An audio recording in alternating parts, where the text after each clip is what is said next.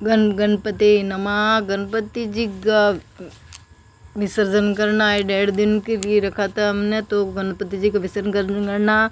और मेरे को खेत में भी जाना था और 2 दिन से नहीं गई, नैनान भी बड़ा था तो मेरे को खेत में भी जाना था। मैं मना भी नहीं कर सकती कि मैं नहीं जाऊंगी और गणपति को विसर्जन नहीं करना। मैं गणपति जी को हाथ जोड़ के माफ़ी मांग ली और मैंने निकल ली खेत के लिए कि गणपति पापा मैं तो जा रही हूँ खेत में। और अब देखो आपको विसर्जन पीछे मेरी बेटी गणपति वही उनको बता दिया सब कुछ। मैंने लड्डू बना के गणपति जी के रख दिए थे, मोदक, और मैं चल दी खेत में। जैसे आधा खेत में गई, आधा रास्ते गई और एकदम हवा ज़ोर ज़ोर से आई और बारिश हो गई।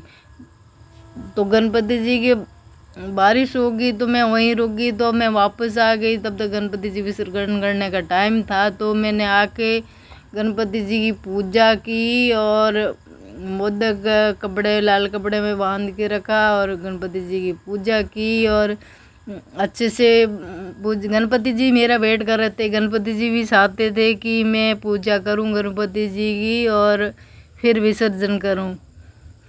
तो मैं आके गणपति जी की पूजा करने से पहले मतलब वो पूजा करो जैसे हमेशा डेली करते हैं वही पूजा और प्रसाद तिलक वगैरह सब कुछ करके फिर विदाई होती है। वो भी 2 बार होता है, एक बार जहाँ उठाते हैं वहाँ पर करना होता है, दोबारा जहाँ विसर्जन करते हैं। तो मैंने क्या है घर पे ही अपना विसर्जन करने का बनाया था, घर पे ही गणेश जी बनाए थे, छोटा सा मिट्टी का गणेश जी बनाया था। तो विसर्जन करने के लिए भी मैं घर पे ही इंतज़ाम किए थे। और फिर एक कलश को 7 बार गणपति बप्पा मोरिया ओम गणेश रटाना होता है, फिर साइड में रख देता कलश। और नारियल अपने घर के लिए यूज़ कर लो, अपना नारियल का पानी घर में छिड़क दो और घर के लिए यूज़ कर लो। ये मेरी जोत रखी थी 1.5 दिन के लिए, तो मैंने जोत भी अखंड रखी थी।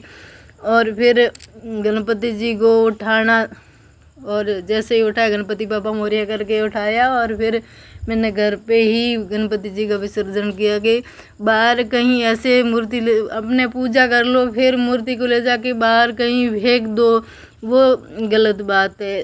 छोटा सा जितना भी अपने मन पड़े उतना छोटा सा गणेश जी रखो, अपना घर पे ही विसर्जन करो तो बहुत बढ़िया है। गणपति जी का अपमान भी नहीं होता, हम भी संतुष्ट, गणपति जी संतुष्ट।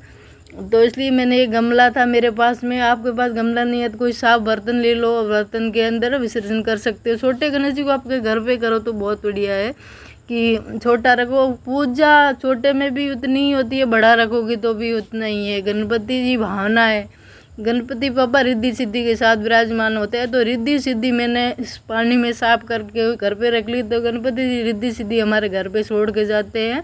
तो गणपति पापा मोरिया बोलते हुए मुझे भी बहुत खुशी हुई, गणपति भी खुश थे और हम सब खुश थे, क्योंकि मैं वापस आ गई पूजा करने लिए, खेत में नहीं गई। बहुत जोर की बारिश आई, पेड़ भी घर के गिर गए, पास में घर के आगे एक पेड़ था बबूल का, वो भी गिर गया।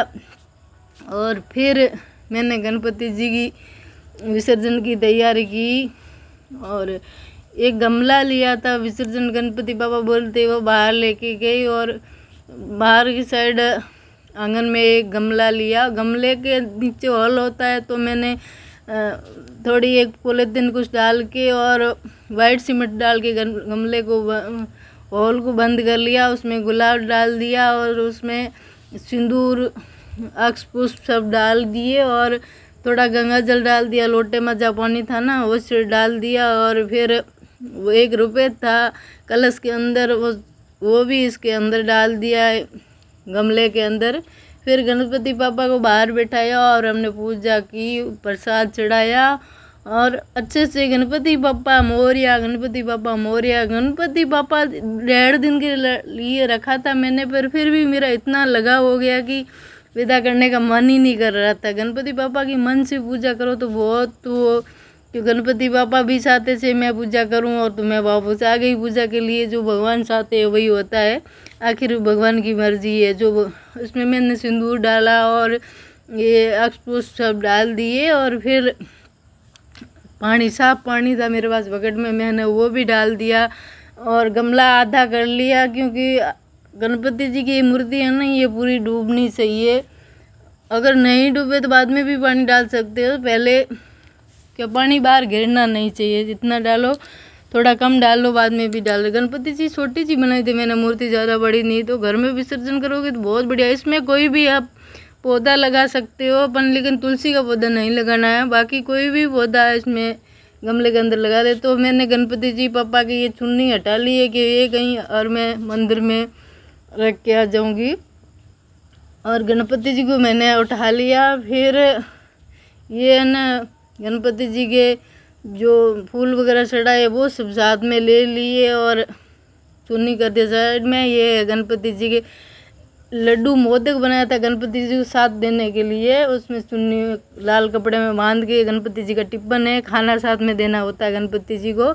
अगर खाली विदा, हम किसी को भी खाली विदा नहीं करते हैं ना, तो गणपति जी को भी खाली विदा नहीं करना। इसलिए मैंने अपने हाथों से प्यार से गणपति जी को दो तीन डुबकी लगा ली। गणपति बाबा मोरिया, गणपति बाबा मोरिया। गणपति बाबा डुबकी मार मार के ऊपर आ रहे बड़े बन। बहुत खुशी की हो रही थी, विसर्जन करने में बहुत खुशी हो रही थी कि गणपति बाबा मोरिया। गणपति बाबा को वैसे आराम से पानी के अंदर छोड़ दिया और गणपति बाबा को हाथ जोड़ दिए, भूल चूक के लिए गणपति बाबा से माफ़ी मांग ली। गणपति बाबा भूल चूक कोई हमसे कमी और भूल रही है तो हमें क्षमा कर देते हैं। गणपति बाबा माफ़ कर देते हैं। अगर कोई भूल हो जाती है, इंसान ने कहीं भूल हो जाती है, क्षमा कर देते हैं। जानबूझ के कोई भूल नहीं करता। तो मैंने गणपति पापा के नाक रगड़ के माफ़ी मांग ली, गणपति पापा मेरे से कोई भूल हो। और जो ये पैसे मैंने रखे ना, वो मैं बड़े मंदिर, गणपति जी के मंदिर में रख दूँगी।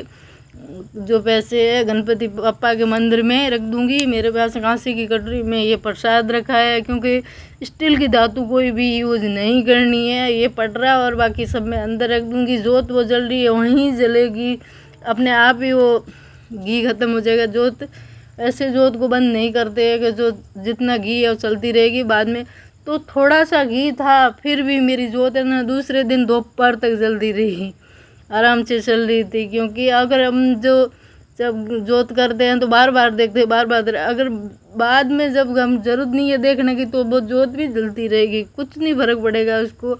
जब पहले दिन में घी डाला था, दूसरे दिन जोत बंद हुई तो उसी घी से जल रही थी।